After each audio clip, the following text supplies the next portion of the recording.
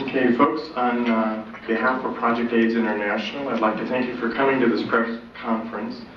Dr. Willner, MD, PhD, will be giving an explanation in just a moment on what we're doing here and what he will be doing with our volunteer, who is Kim Freyes, who is an HIV positive individual. Today, Dr. Willner will be infecting himself. He will first explain what he will be doing, as well as why he will be doing.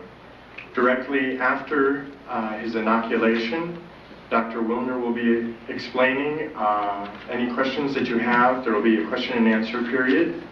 And I would like to take this opportunity to welcome Dr. Willner.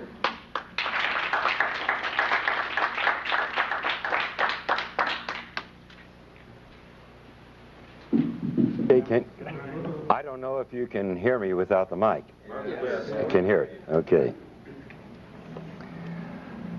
And because I've done this needle sticking several times already, I'm familiar with some of the things that are put into the press afterwards. And so I want to make a few things very clear before I even start. I have a certificate in sex education, and I taught for a couple of years at the University of Miami Medical School during Sex Education Week to the medical students. I want to make it perfectly clear that I support responsible sex. I call it responsible sex because it goes much further than the concept of safe sex. And I'm not so sure that I know what safe sex is. During this period of time in which especially young people of this country have been threatened with AIDS, a death-dealing disease supposedly, as a consequence of irresponsible sexual behavior, the incidence of venereal disease has climbed, and the incidence of births without benefit of marriage has also climbed, but not AIDS. Really very interesting. So this apparently does not have an effect on the sexual behavior of our young people. And I never for once thought that ever would. It never has throughout history. There's only one thing that will affect sexual behavior, and that's understanding what the responsibilities of sex are. That number one, you're dealing with the feelings and emotions and the lives of another human being when you enter into a sexual contract. Number two, you can contract 6 venereal diseases. And number three, an unwanted pregnancy can occur amongst heterosexuals at least. These are very serious and very important considerations. And the lack of consideration and responsibility in this area creates a cost in human suffering that's incalculable, and a cost in monies that is incredible. So don't anyone out there say that I am for irresponsible sex. But I am against lying to our young people. I am against causing death and destruction through that lie. I am against telling a lie to the young people so that they continue in other behaviors which are truly causing AIDS. Now, you've got to ask yourself the reason that I'm here today. And it's been suggested that I'm here to sell a book called Deadly Deception. There's only 2 ways that you can get the truth to people. By your own words out of your own mouth, and by putting them on paper. And that's the reason for the book. We're talking about probably the most horrible scandal and scam ever perpetrated, not only in the name of science, but in humanity and in all history. Today is December 7th. And I was 12 years old when the attack on Pearl Harbor came. and I remember World War II very well. And it's a very significant day today because I see an incredible parallel between what is going on in the so-called AIDS epidemic and what happened in the years preceding and resulting in World War II. The great lie of Hitler. It's amazing. I think he would envy the job being done by members of the National Institutes of Health and even the media, especially in this country. I charge the media with part of the responsibility, and a very significant one, in a current Holocaust that can end up being worse than the one that occurred during World War II. When it was first announced that Dr. Robert Gallo had found the virus that probably caused AIDS, and that announcement was made with Margaret Heckler in 1984 to the press and to the media without one single scientific document appearing in any journal in the United States. And as we know now, without any proof whatsoever that the virus caused any disease. The media picked up on it for the sake of a story. And soon the virus that probably caused AIDS was now the virus that caused AIDS. It was proven in the press and nowhere else. Now it's interesting, a lot of questions are asked of me whenever I appear before the cameras and do what some people have called a stunt, to sell books. I'm from the planet Earth. I honestly believe that these individuals are from the planet Uranus. How anyone could suggest that I would stick myself with a virus that is supposedly deadly for the purpose of selling a book, that's complete insanity. And I will put the lie to the individuals of the NIH, particularly Gallo and Fauci and Hazeltine and Essex and the rest of these scoundrels of the worst order. Criminals guilty of genocide, without a doubt. I invite them to take me to court. I wish Burroughs Wellcome would take me to court because they have been putting out a killer drug knowingly. Because in a court of law, I would have the opportunity to provide the absolute proof and evidence, as I have in my book, Deadly Deception. Now, I'm not alone in what I'm doing here today. How does the press escape such obvious truths? Why would the finest virologist in the world, the most noted virologist, member of our National Academy of Sciences, Peter Duesberg, why would he put his entire career on the line? What did he have to gain?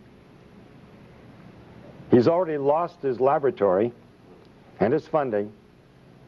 They can't take away his professorship because he's tenured. Why would a Charles A. Thomas, professor emeritus of Harvard, say the same thing? Why would Kary Mullis, who won the Nobel Prize in virology last year, why would he stick his neck out? What did he have to gain? These are the questions reporters should be asking. And in order to sell a book, I would inoculate myself with a virus that supposedly is deadly. Ever think that maybe we all know something that you just don't get?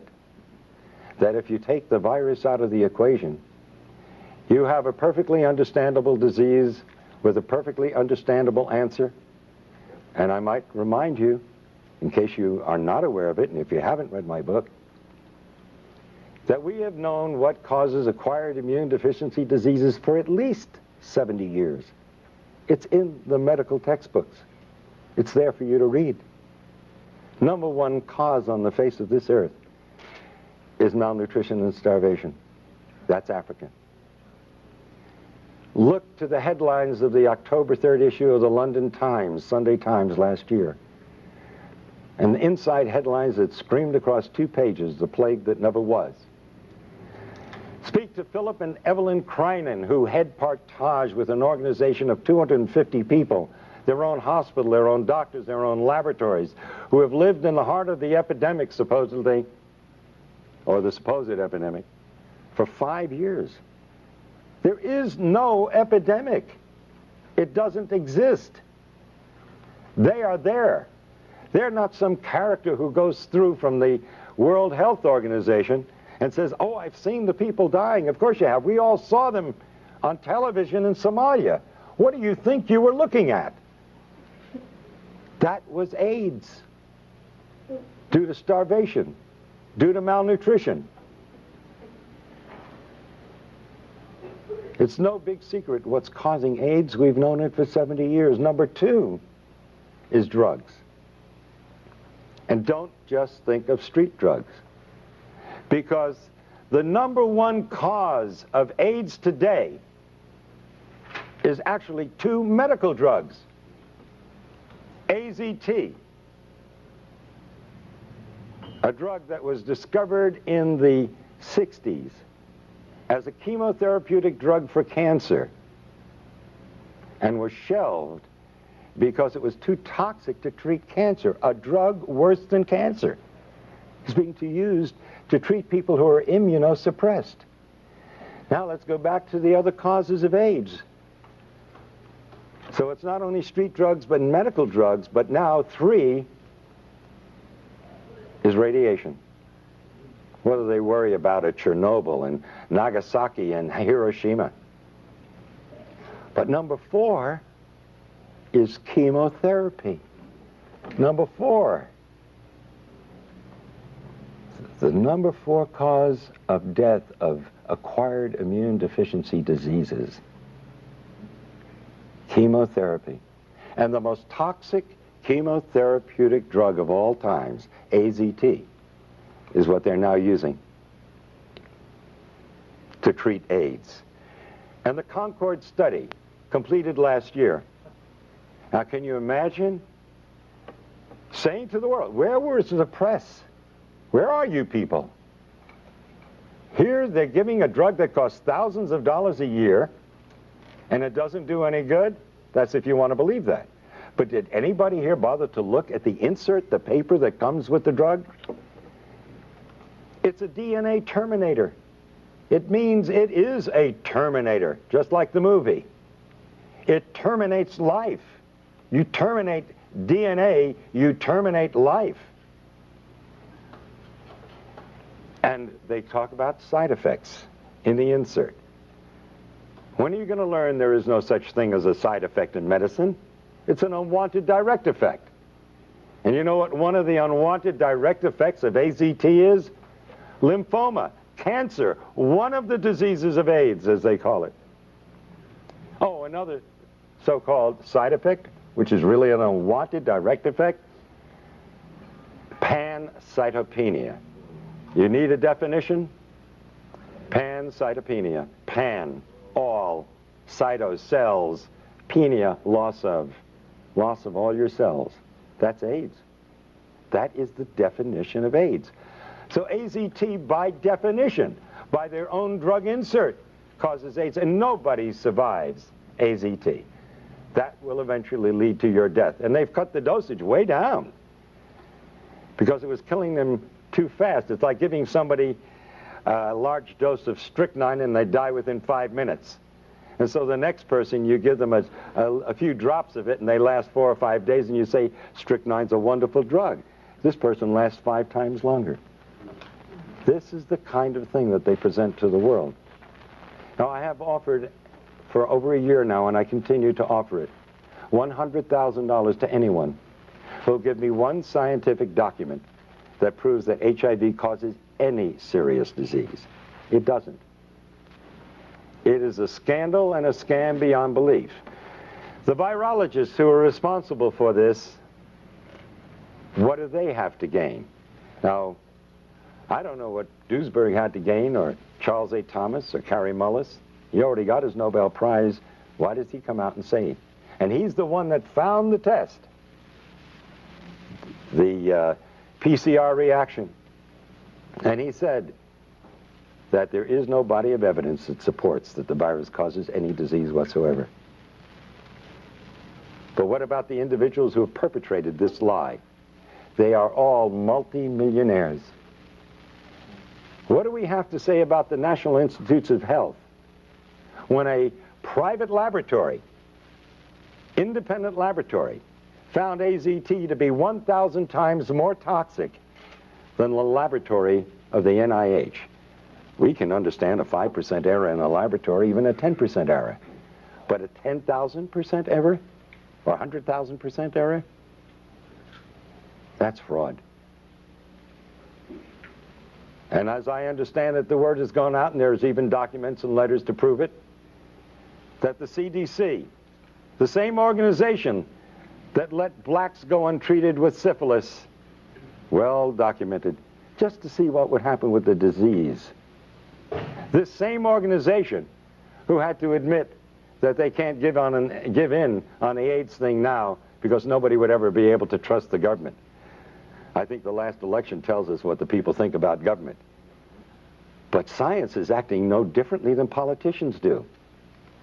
And now we have disease by politics. Isn't it strange that the same day or the day after Robert Gallo filed for a test for HIV after it was announced? This sounds like premeditation. You mean he just happened to have this test available? And so the same day or the following day, he files for a patent? He had a test. He was simply looking for some kind of a disease he wanted to apply it to. And that test. 30,000 Russians who tested positive for HIV were then tested with another test that's supposedly far more accurate to confirm the positivity. And 66 out of 30,000 proved to be positive. That means that the test HIV is 99.997% inaccurate. You want to take a test that's 0.003% right? And you're going to rely on that? But that's what they're doing to people out there. They're taking a test that is not only invalid, it's totally misleading. In fact, when you get results like that, then I would say you're going to be more correct that if you're read as being negative, consider yourself positive. And if you're positive, consider yourself negative. By the way, at the request of many individuals, I did go for a test a couple of weeks ago in New York City at the biggest clinic there that does more testing than anybody else. And the doctor who ran it was bragging about the fact that he did more. When I told him about the book I wrote, he said, "Shh, don't say anything. My patients might hear." Okay? I tested negative. And of course, Fauci said that you need, when he was answering what I did in Cleveland a week ago, he said, well, he's going to have to stick himself 300 times to transmit the virus. Where are you people in the press? 300 times to transmit a virus? You cannot have an epidemic under those circumstances. If you can't transmit it by blood, you certainly can't transmit it sexually, unless you're into real sadistic acts during sex. I don't know how much blood you want to draw. It's literally unbelievable what they're getting away with. How does the press let this go? Oh, an epidemic. United States government says 12,000 people died each year from 1985 to 1992. Now, a child in public school will tell you an epidemic starts out in 1 year. You got everybody's involved. That's where they would put it. 12,000 a year for 7 years in a row? That's not epidemic. By definition, it's endemic. And you would expect in 7 years, considering it spread sexually, that you'd have probably 15 to 20 million. We're a pretty active country when it comes to sex. We like to put it down, but we sure belie it in the behavior that we do. Oh, an epidemic, really. In Russia, 105 deaths from AIDS since 1987. In Philippines, 80 deaths since 1984. Epidemics? There is no epidemic. But who has to gain from this? Dr. Duesberg? What is he gaining from this? That alone should alert the press to who's telling the truth. And if you hear an argument amongst politicians and one calls the other names and doesn't answer the specific charges scientifically, who's the liar? Fauci and Gallo, instead of answering the scientific conflicts and contradictions that Dr. Duesberg has so brilliantly pointed out, instead of answering them, they call him a homophobe. Can you imagine? I've been called a homophobe too. I wonder, I come here with a message of hope to not only the gays, but to the blacks and the Hispanics and all the other outcasts of society, which strangely enough are the only groups that have been connected with the so-called AIDS. Because you see, if you belong to one of those groups, you've got AIDS. But if you don't belong to one of those groups, you get the respectable diagnosis of you have tuberculosis, you have lymphoma, you have leukemia, you have Kaposi sarcoma, pneumocystis pneumonia, 30 plus diseases. Where is the press? How do they buy a story that a virus knows what country it's in? 3 symptoms in Africa, but 30 diseases in the United States and Europe. How do they buy the story that a virus has prejudices? It prefers men over women 9 to 1 in the United States and Europe, but men and women equally in Africa. It knows whether you're gay or straight, married or single, black or white. It should be hired by the immigration department because it does one heck of a job. This is what they've been feeding to the public, and this is what you and the press have published. It's funny, every time that I've stuck myself with a needle, I get calls from major television shows by excited young people who want to tell the truth. And then I get a call 3 days later telling me that it's been nixed at a higher level. That's no surprise. After all, who am I fighting? 2 drug industries. One supposedly legitimate and the other illegitimate. And they do an awful lot of advertising, the supposed legitimate ones. All those things out there that they sell for your colds and everything else, that's the pharmaceutical industry. And they also put out prescription drugs, most of them. And they pull the purse strings. And so we have a better propaganda machine in the United States than Hitler had in his time. You see, Hitler pulled off a lie, and he was condemned for it by most of the world, although believed by 3 major groups of the Axis powers. The liars and killers like Fauci and Gallo and Hazeltine and Essex and Flossie von Stahl and the Margaret Fischels, these people are getting by with the lie and getting paid immense sums of money for it and praise from the rest of the world while they murder. The study at the University of Miami was completely fraudulent. You see, I believed that the virus caused AIDS from 1984 to 88, and I treated AIDS patients. One of the few doctors willing to. Doctors were scared for their lives to even treat the patient. By the way, sticking my finger, nothing new. I did it lots of times in treating my AIDS patients. And in fact, it's amazing that in spite of the fact that we are at such great exposure to this deadly disease, the incidence of the disease amongst medical personnel of all types is less than the general population. This is a first in the history of science. Think about that. How is it possible? Maybe the virus has nothing to do with it. Not only maybe, the virus has nothing to do with it. In In 1988, I was invited to a dinner where Burroughs Wellcome was going to push AZT as a drug for treating AIDS. And we were told we could ask questions during the dinner because Margaret Fischel was going to be speaking. And when she mentioned that the drug AZT had 56 side effects, I raised my hand.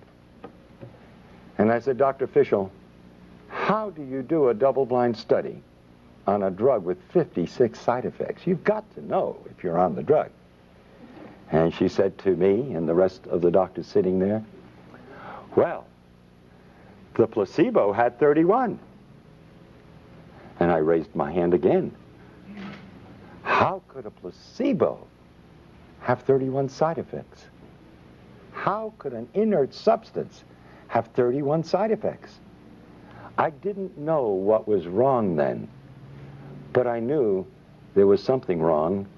I knew there was something dreadfully wrong, and I didn't know how dreadfully wrong and how deadly wrong it was. But the answer came years later. The FDA, as you probably know, released AZT after 4 months of a proposed 6-month study.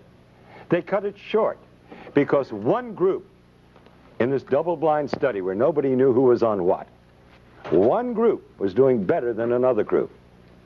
And so out of compassion, they terminated the study. I don't blame them for that. And sure enough, the AZT group was doing so much better than the placebo group. And so they released the drug. But then 18 months later, their own investigator from the FDA brought back his report. And guess what it showed? The participants in the study knew the first week who was on the drug and who wasn't. You didn't have a double-blind study. It wasn't the Cadillac of studies. Not only that, some of those on AZT admitted to sharing their drug with members of the placebo group. That explains the 31 side effects in a placebo group. Some of them were taking AZT, side effects.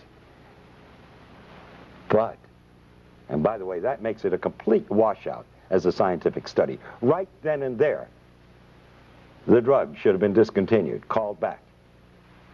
But then came the kicker in this report. The individuals on the AZT in the 4 months of the study received 6 times more blood transfusions than the placebo group. What happens when you get a blood transfusion? You look better, you feel better, and you live a little bit longer.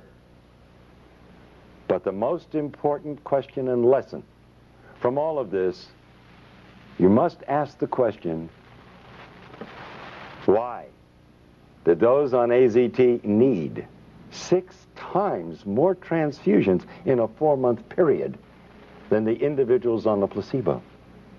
Because you're dealing with a killer drug, and you need those blood transfusions to survive, and coincidentally they made you look a little bit better and healthier than the other group.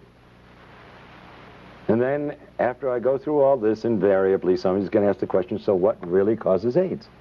And I had to say it 10 times or 20 times in my book, and I'm going to say it again now. We have known for 70 years why the other individuals in the study died. The number one cause is malnutrition and starvation. Well, to an extent that was true of some of these individuals, but only true because of the second reason.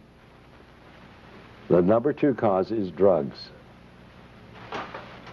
You recall, you fellows and gals in the press, a couple of weeks ago you reported in your newspapers that we were killing off our senior citizens with too many drugs. And how do you cure them? You get them off the drugs. And how were these people dying of so-called AIDS? From the number 2 cause, drugs. Both medical and street drugs. But one in particular that stood out and has been linked by 24 scientific papers with Kaposi sarcoma, and that's poppers or amyl nitrite. It's very rare that you see a case of Kaposi sarcoma in Africa because they don't use poppers. And this is the first disease, human disease, we can't give to a simian monkey. And I'm talking about legitimate diseases, because you see, the virologists have been coming up with more diseases than you can imagine. And haven't you bothered to notice most of them never pan out? They disappear from the headlines and they're never heard of again because they weren't diseases really in the first place. Like SMON, a disease in Japan. For 15 years they pursued viruses. And what did it turn out to be? Enteroviroform, a drug for diarrhea that they were using over there. Amazing, isn't it? And they spent 15 years and lots of millions of dollars, but guess what our virologists have done? Wow, they hold a candle to no one. For 20 years in Nixon's war on cancer, they spent over $20 billion looking for a virus that caused cancer. And they came up empty-handed. They not only couldn't find a retrovirus, which was the ideal choice because it doesn't kill cells, and it's multiplied by the cells, which is what cancer cells do, but they never found any disease that it caused. But guess what they chose for the scam of AIDS? A retrovirus. Already $20 billion in 20 years, we found nothing that it does.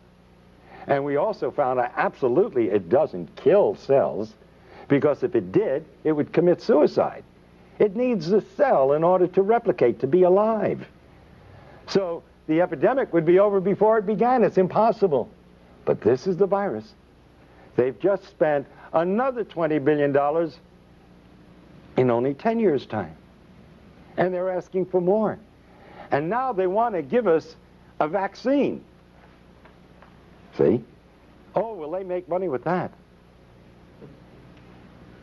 They not only have a test for HIV, which, by the way, is not for the virus. It's for immunity. Like I say, it's the first disease in the history of medicine. When you're immune to it, you're going to die from it. But now, they want to give us a vaccine. The test HIV tests for antibodies, not for the virus. Well, antibodies is what you get when you use a vaccine. You want to produce antibodies to fight the disease. I'm at a loss to understand. If we already have the antibodies, why do we want to create the antibodies? Kind of redundant, isn't it? Oh, by the way, if you take these very same antibodies and you put them in Gallo's culture in his laboratory, you just ruined his multi-million-dollar culture that he's making a fortune out of. Because you see, these antibodies destroy the culture. Does the press bother reading? Do they understand the English language? And yet you want to condemn me and say that I'm out for publicity? Well, what is it that Peter Duesberg is out for? He held the reputation, and still amongst honest scientists, as being the foremost virologist in the world. What is Kary Mullis out for? He just won the Nobel Prize.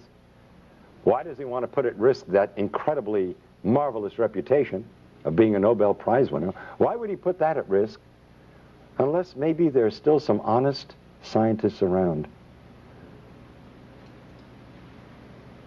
Now, what about the rest of them out there? You know, I often ask myself the question, if my children were still in school and I had house payments to make and I had to put them through school, etc., would I be doing what I'm doing today? I don't think I've ever answered the question because I'm kind of afraid of what I might answer if I was going to answer honestly. And he who is without sin shouldn't be casting any stones. So I won't cast the stones at the thousands and thousands and thousands of virologists out there who are going along with this scam. Because you see, they would be out of jobs if they dared criticize Margaret Heckler or the heads of the NIH. They'd be out of jobs, and they'd have families that they have to support, and futures that would be down the drain. You don't cross the establishment. And so the lie is being perpetuated by the silence.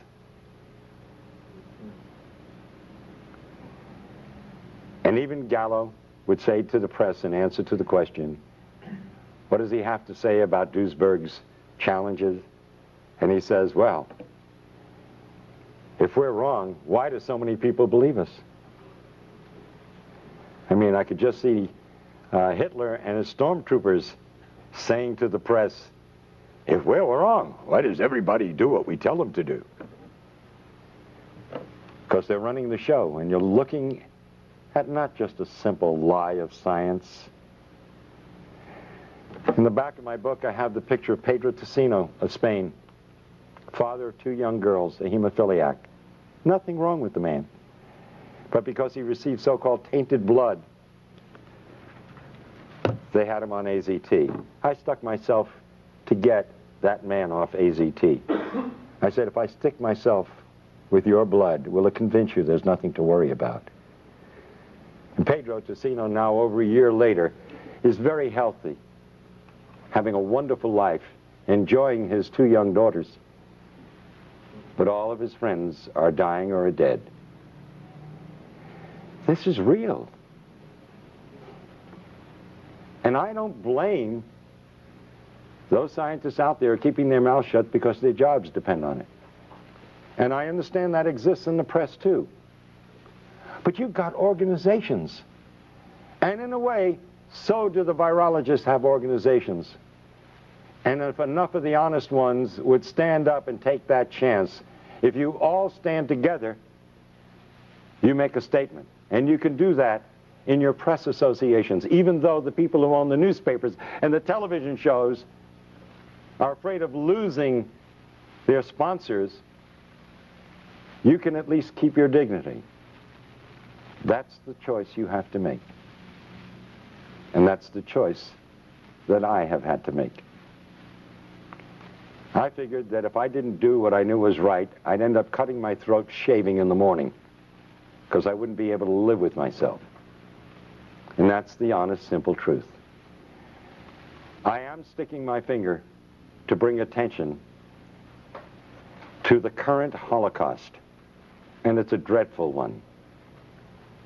When you terminate the DNA of a human being, they waste away and die in an inhuman fashion. We all have the right to die with dignity. But if we told them the truth, a lot of them wouldn't die at all.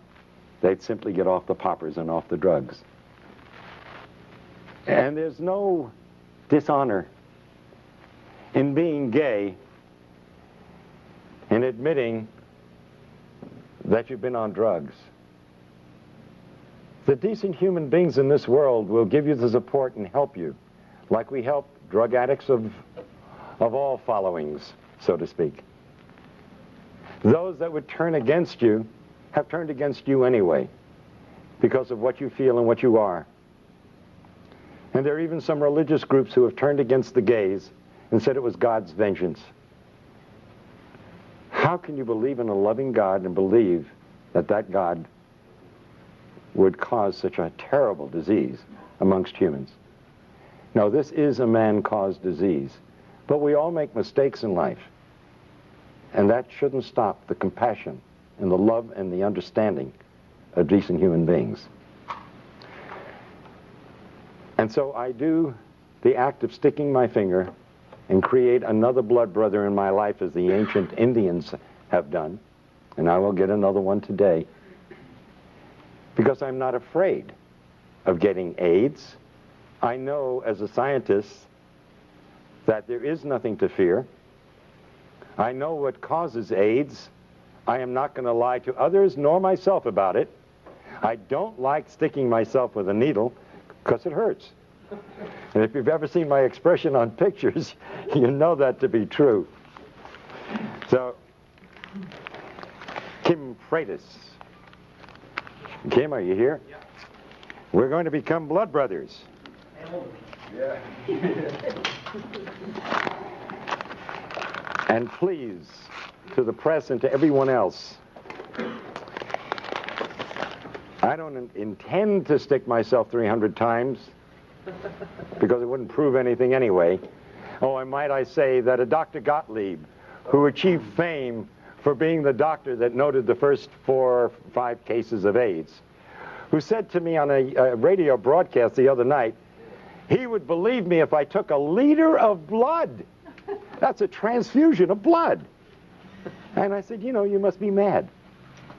What is that going to prove? If you need a liter of blood to get AIDS, then nobody's going to get AIDS. Right. In any case.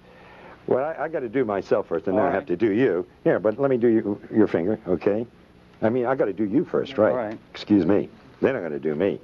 Excuse me, I had that backwards. All right. Wait a minute. Got to find. This is a heck of a time to lose my needle. There we go. Okay. Ladies and gentlemen, this is a typical butterfly needle set. If somebody has a scissor, it'll help. No, I got it. Okay. It's sterile. And usually we use it to take blood by sticking this in, and then we can inject things also. So, let's do that. We got this. Yeah. Okay. Now I'm going to... let me put my glasses on, okay? Good. I think you'd rather I do that. I got to tell you a cute little story. Shortly after my son was born many years ago, he's now 40,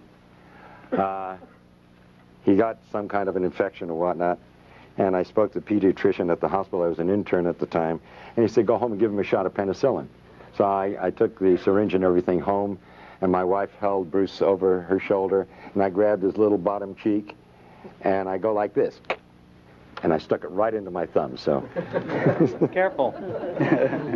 You can tell I don't like doing this, never have. Okay.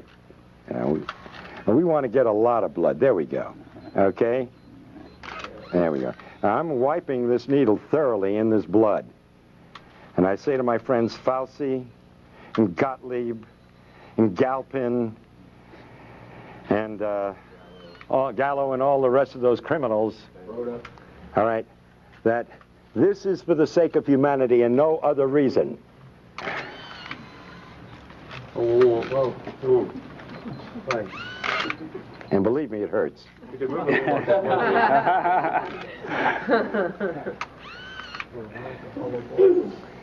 And this is in the hope that it'll save the lives of millions of individuals who will die because of the greatest lie ever told. Thank you. Get Thank off you. the drugs. Get off drugs is right. Get off drugs. Now, I will be happy to take questions from the press or from anyone for that matter to clarify in your minds if there's any doubt whatsoever. Yes. You said, I have several questions actually. You said that you were tested in New York by a leading physician there. Can you say where that was and by whom? Yes, it was in the Greenwich Village area. In fact, Karen, I think you have the issue of the native. That ad should be in the back of the native. If you'll get it, we'll give you the name and the address of the clinic, because it's widely advertised. And that's where I went, where everybody else is going. And he's recognized by the state of New York, and the forms he uses, which I filled out, are from the state of New York. And by the way, I do have a copy of the document which states that he gives you the answer to the test in 15 minutes. So it's quite a racket. And by the way, it's very interesting because that you asked the question, because you see, I was in a quandary as to what possible purpose could this serve. If you have a test that's 99.997% inaccurate, what are you proving? You would treat somebody with a deadly drug on the basis of a test that's totally worthless. And by the way, let me point out that a research group in Australia in the past year have stated that not only is the test completely inaccurate, it's totally nonspecific. Yeah. That you could be positive if you had the measles, if you had the flu, if you had a flu shot from your doctor, or if you had any one of 100 diseases. Let's look at the scenario. This is serious business. Yeah. Somebody gets the flu. or gets a flu shot this year. Then they die. But so what you're finally suggesting is that the man that you this prominent physician in Greenwich Village, he in fact said, don't tell anybody about this because I'm making money off of these tests. Are you finally saying to people, don't get tested? I am saying absolutely do not get tested. Would you advise anybody to take a test that's 99.997% wrong? And you're saying that... That's insanity. And by the way, when I said to this physician, when he asked me why I was there, and I told him I was a doctor, I said, because I'm in a heavy risk group. He said, aren't we all? And laughed about it. Because everybody knows that the medical profession sticks itself all the time, and the only individuals who are going to die of AIDS who are part of the medical profession in any way, shape, or form are those who are taking AZT or other drugs. Go ahead. You said that AIDS is not an epidemic, it's an endemic circumstance caused by a variety of factors, including malnutrition and drug use. How then can you explain the years of potential life loss in the 250,000 plus people who have died of AIDS, according to CDC definition, where drug use has been going on for centuries, and suddenly we're losing people in their 20s and 30s because I'm not sure what you're... Okay, that's an excellent question, really. And you're using your head. That's the kind of question should have been asked of Gallo at the very beginning. And by the way, you said 20s and 30s, our healthiest people. Isn't it strange? You got a disease, the first disease in the history of mankind, that affects our healthiest? But what happened in the 60s? The drug culture began. What happened in the 70s? It heated up. At the end of the 70s, the gays came out of the closet and became an identifiable group. Now, I'll ask you, in a sense a redundant question, but yeah, I think it'll get the point across. I'm going to name 5 of 30 diseases. Tuberculosis, a new disease. Lymphoma, oh, that's a new disease too. Leukemia, oh yes, that's a very new disease too. Pneumocystis pneumonia, another new disease but lesser known. And Kaposi sarcoma, another new disease? No. These diseases and the other 25 have always been around. It's real easy, it's real simple to create an epidemic. You simply take a bunch of diseases and put them under one heading and then claim that one virus is responsible for it. Well, that's nonsense. First of all, let me offer the proof. The reason it appeared, which I think is the essence of your question, as though it were some new epidemic coming on, is because it appeared in a select population, the gay population. But it only is appearing in gays who are on drugs. Only. And especially. And substance abuse, right. And remember, by the way, too, that alcohol is a drug. And remember, these individuals, many of them, extremely promiscuous, would get one venereal disease after another, and they'd be taking antibiotics for these diseases all year long. And it's a matter of medical fact that antibiotics are immune suppressive. Now, let me offer one very important bit of investigative reporting for you. It was reported in the newspapers a couple of years ago that this HIV was found in blood that had been preserved in laboratories in the 1940s. They went back and looked at some of these samples. They found HIV, which, by the way, has been around certainly for thousands of years. But let's just use that one example.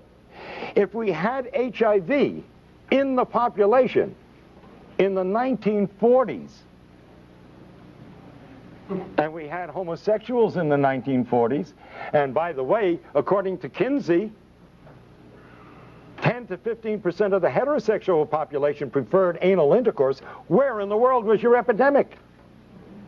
It wasn't suitable for a scoundrel like Robert Gallo in the 1940s. He wasn't old enough, or maybe he was born just about that time, for somebody to come along and to pull off a scam of this magnitude.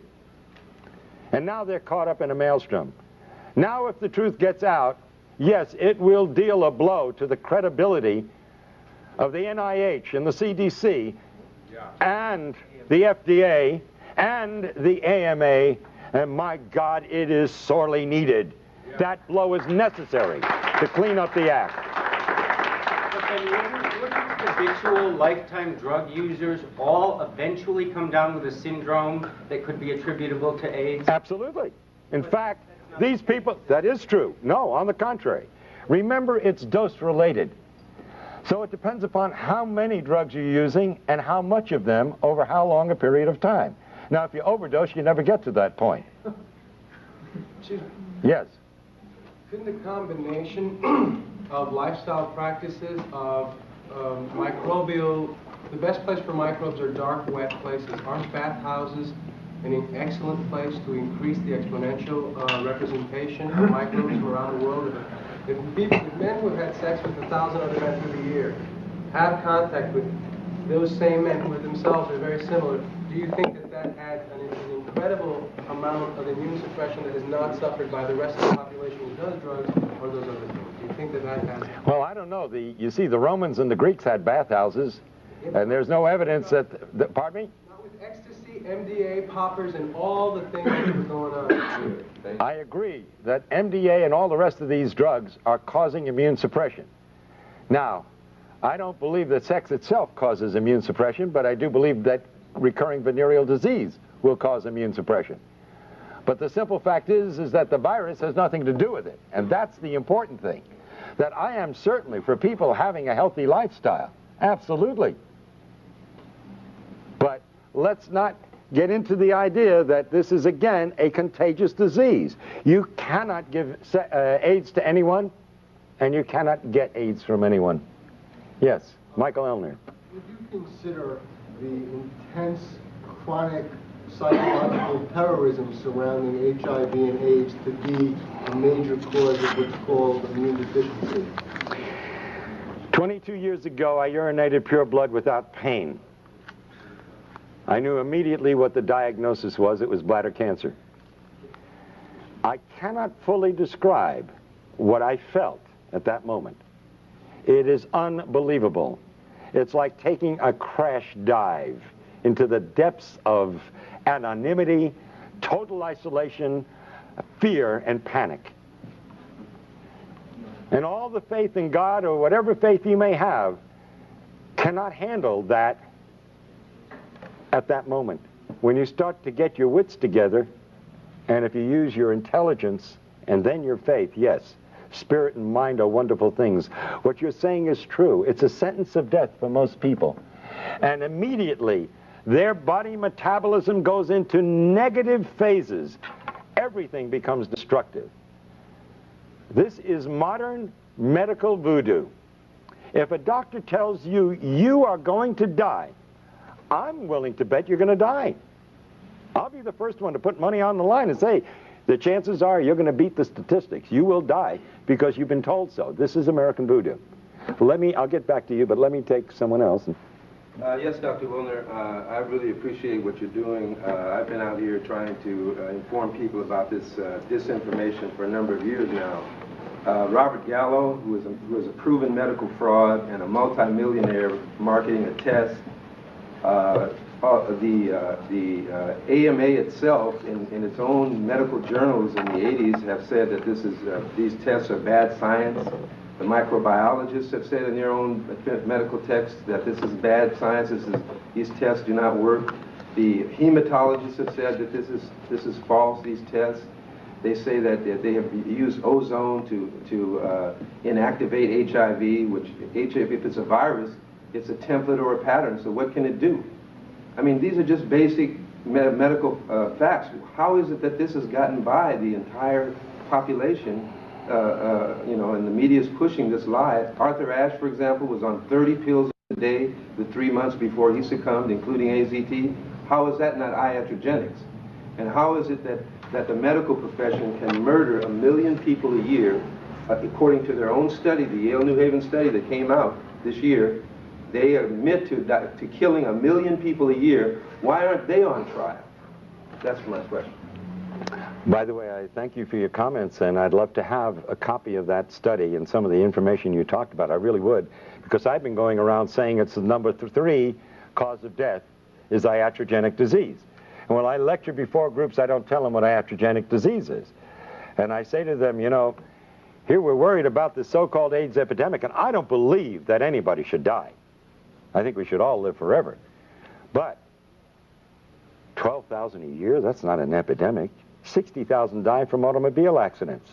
120,000, I've been saying, and I hope you're going to help me change, 120,000 die each year, they admit to, from iatrogenic disease, 500,000 from cancer, and 800,000 from heart disease. And I'm glad you're telling me it's a million, because I've been saying, they say it's number 3. I really believe in my heart it's number 1. Deepak Chopra said Sure. it's the number 1 cause of... I agree with him. Absolutely. Now, if we took the figure of 120,000 being killed by doctors, not malpractice, but as a normal course of everyday medicine, then doctors are 10 times more dangerous than HIV. Now you're telling me it's 100 times. 100 times. Yeah, I want those figures really desperately. In 1964, Please. They admitted 350,000 in 1964. Well, I will be indebted, because that's powerful stuff, and I really, you know, it's funny, you never know where the figures are going to go. But with medicine, anything's possible. Yes, pardon me? Just the USA? Just the USA. Ralph Nader did an article, by the way, in Penthouse that talks about those issues. Yes, ma'am. To add a comment to that, yesterday, C. Everett Koop announced that 300,000 Americans die annually from diseases and illnesses related to being overweight. So I don't know how that multiplies out, but it would certainly be a lot more dangerous to be overweight than to be HIV infected. You know, that's a very good point. Yes. There you go. Thank you. That's a very good point. You know, I pick up some marvelous ideas from some very bright people, and I can't tell you how much I appreciate it. I'm going to be using those. Do I have your permission? Okay. Could you give some insight on how this mechanism works with pediatric AIDS? Oh, okay. That is another good question. First of all, I challenge anybody, except there are always exceptions, and the exceptions are, of course, as we know, genetics. And children sometimes born under circumstances where we don't have all the facts, but I would say 99% or better of the individuals born with AIDS, if they actually have AIDS, the mother was a crack mother, was on drugs, no question about it, or had obvious incredible immune suppression for what other medical reasons, as they say. I'm thinking of particular is Elizabeth Glazer, and her child got it from her. She had a blood transfusion before the birth of the first child. It was with tainted blood at Cedars-Sinai. She then passed it on to her child. She passed on HIV. The story, yeah. Okay, let's call things HIV, not AIDS. Right. Now what happened? The child, after about 3 years, got very sick. They didn't know what the problem was. The doctor said nobody knows what it is. They finally did an HIV test on the child, found out that she had it, and then she died. Ariel died. But there's a gap there. They found out she's HIV positive, and then she died. How much time and what was done in that period of time? I can't answer that question. I mean, listen, I was in the practice of general medicine for a lot of years. I had one of the largest practices in the state of Florida. And I can tell you, I treated a lot of kids over a period of time that got very ill in their first 3 years of life. You mean they had AIDS? The test that they had. Now, they did a test. I will guarantee you, I don't know what she died of, and I can't answer. But I will tell you, these kids who are diagnosed as HIV, if they're given AZT, they will die of AIDS. Absolutely. Most of them will not die, just like most of the kids I treated did not die. But I had an occasional child that ended up with a meningitis and died. By the way, our current Miss America, who's deaf and dumb, got DPT. That's what made her deaf and dumb. What is SIDS? Yes, sudden infant death syndrome. Yes, now we'll go back to you. Go ahead. How do you explain then the T-cell decline in those who have not taken AZT and are not psychologically at effect, you know, don't believe it to be a... Wonderful question.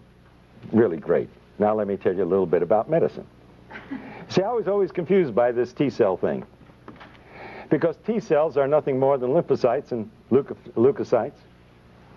They're our body's way of fighting infection. Now, when somebody came into my office with a bellyache, I would do a white count, which includes the T cells. Now, if the white count was like 5, 6, 7,000, didn't think anything of it. There's a bellyache, some bad food, maybe a viral infection, you know, the great dumping ground viruses. They even had me thinking that way. But if it was 20,000, I alerted a surgeon. You see, the body creates the T cells when it needs it. If you don't need it, you don't got it. Why would you walk around with a lot of T cells when you've got nothing to fight? And I can tell you one thing we have always known. There is no correlation between severity of disease in AIDS, so to speak, and the T cell count. It doesn't match up, and I'll tell you why.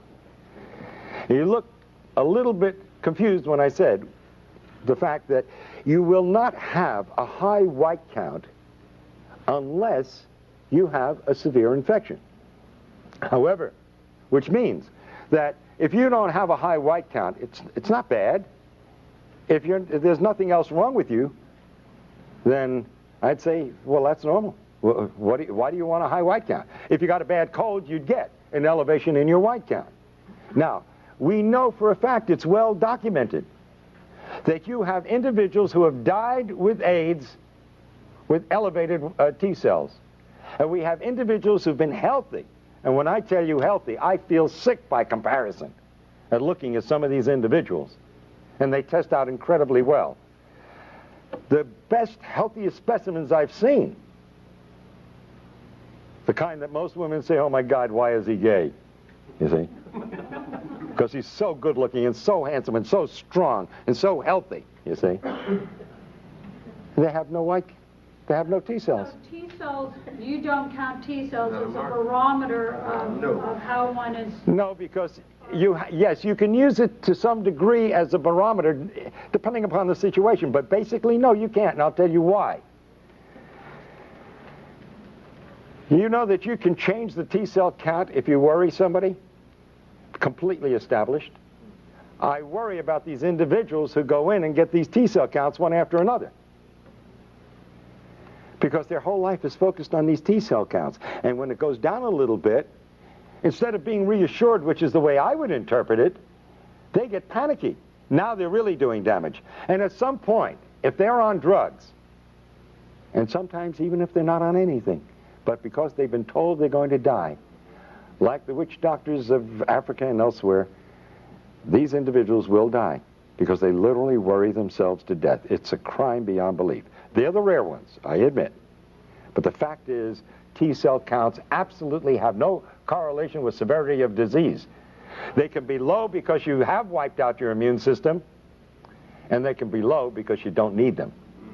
That's the important thing to understand. It is not a barometer for anything. And they lie, they lie, they lie, and then they lie some more. Is this a real case scenario? I go in, I get tested, I am told I'm HIV positive, my T cell count could, I've heard from cancer research, be cut in half. In other words, 50% of your T cells go on strike, the other 50 keep working. I got news for you. The other scenario can happen too. It can go wild, go way up. Yeah, but if it goes down because I'm told I'm going to die, isn't that enough to get me on AZT? Oh, sure. Absolutely. And once First of all, let me tell you something. The CDC that let syphilitics untreated when they had drugs that could have treated, just to observe, this same CDC has already admitted that between 40 and 60% of the cases listed at AIDS were never even tested for HIV. And not that it makes any difference, because the test is meaningless. So could this scenario also happen? I take AZT, because it is a foreign invader, my T cells will go up. Yes, they initially do. And that's exactly what happens. When you challenge the immune system, which AZT does, you get an initial rise. But then the AZT begins to do its dirty work and suppresses your entire reproduction of your T cells, and eventually it goes through the floor. Absolutely. That is the scenario. Yes, we're going to try to finish one or two more of your questions. You say that HIV is somewhere in this. You say that HIV itself is a harmless tissue. It's an innocuous retrovirus. Are you then saying that, as you said earlier about you don't know what safe sex is, that if I go back and report to my gay and lesbian readers, young gay men in particular, and there has been a rise in incidence among young gay men of HIV, again with the tests that you don't believe in. Right. But, Well, it means nothing. Until you give me one single document that proves HIV causes anything, it's meaningless. okay, but what I need to, here's what I need Yes. to know. Is HIV sexually transmitted?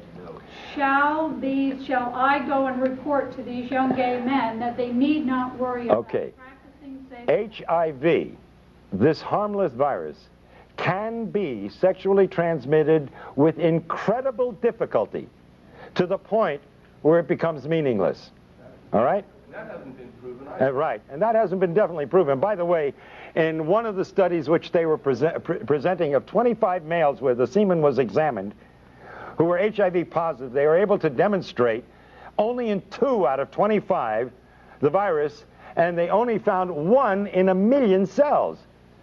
That is not disease. There's no way in the world, and especially with a virus, a retrovirus that supposedly is killing off the cells it needs in order to replicate, even if you transmitted 1 virus, and it did kill off, and it was this terrible disease you say it is, there's no way it could cause disease. It's impossible. The lie is so compounded and so idiotic and so unbelievable that you literally have to fight your way out of the maze of these lies. They are all unadulterated lies, and the men responsible for them, and women, belong in jail. Yes, and then we'll get... Arthur Ashe, Magic Johnson, and Ms. Glazer, the late Ms. Glazer, were all unable to infect their partners, even though they had years of unsafe behavior. Rock Hudson's lover. So there's considerable evidence that this is not the case. You know, they say you have to inject yourself 300 times your IV drug user and given 3 needles to protect them. No one says that the drugs might cause AIDS. And in our experience in New York, with certainly the largest population of AIDS cases, there is a clear-cut thing that anyone looking at it will find. The people using drugs develop the diseases called AIDS, and the people who aren't recover their health. It's that simple. Yes, and by the way, for that population that you're writing for, let me simply point out, again using the government's figures, they say it takes an average of 1,000 acts of intercourse over 10 years in the United States and 10,000 acts of intercourse over 10 years in Africa to transmit the AIDS virus. That's twice a week in the United States for 10 years on an average to transmit the virus. In Africa, that's 20 times a week on an average. And if you know what the bell curve is, there's got to be some individual out in Africa that's doing it 200 times a week. I want to meet that individual. And now let me give you a set of figures which you must produce for your readers, please. The World Health Organization says that the annual conversion rate in the United States for HIV is 1 to 1.5% a year. Now, according to the figures given us by the CDC, there are constantly, for 10 years now, 1 million HIV positives in the United States. Now, that defies all definitions of an epidemic. How does it stay steady at 1 million if this is an epidemic that's going to kill everybody? And by the way, their predictions from 10 years ago were 91% wrong as far as deaths were concerned. Think of that. Now, hold on. 1 to 1.5% per year would average out to 67.5 years for everybody who's HIV positive in the United States today to become full-blown AIDS. That's the annual conversion rate, published not by me, by the World Health Organization. But in Haiti, it's 1/10 that. So if you're HIV positive, I would advise all your readers to go to Haiti. They got a 10 times better chance of survival if they go to Haiti. Because there it will take 1,000 years for everybody, this is World Health Organization figures, for everybody who's HIV positive today to become full-blown AIDS. But hold your hats, hold the presses, young lady. Tell your readers this, and I quote the World Health Organization. Maybe I should put my hand like this while I say it. But they say that in Zaire, you have 100 to 150 times better chance of survival if you're in Zaire than if you live in the United States. In other words, there, it will take 25,000 years for everybody who's HIV positive today to become full-blown AIDS. Now, I think you ought to urge your readers, all those with compassion and with heart, to take the first plane to Zaire and to stop anyone on the street and ask them, are you HIV positive? And if they answer in the affirmative, I think you owe it to them as a conscientious human being to say, sir or madam, are you aware that in the next 25,000 years, you're liable to die of AIDS? Those are government figures, they're not mine. The ridiculousness of it demands that you print those figures, that they give them to your readers. Isn't it interesting that Africa and Haiti have similar situations in North America and Europe? Although Africa is closer to Europe, you would think that infectious spread would spread closer to the center of the origin. The answer is very simple. Malnutrition and starvation can lead to death, and at a very variable rate depending upon the malnutrition. But AIDS due to drugs is a much shorter period of time. And iodocanol, it's a drug from Ciba-Geigy, or no, LaRouche, I think. They've been injecting people in Zaire and Angola and in Haiti with this iodocanol since the 1970s. And this is a hepatic drug. This kills the liver. And the liver is your biggest filter of your blood in the body. And if you destroy the liver, it has more than 500 functions in the body, then you're dead. By the way, let me throw out, I think, an overall principle to take a look at very seriously from the point of view of disease and death.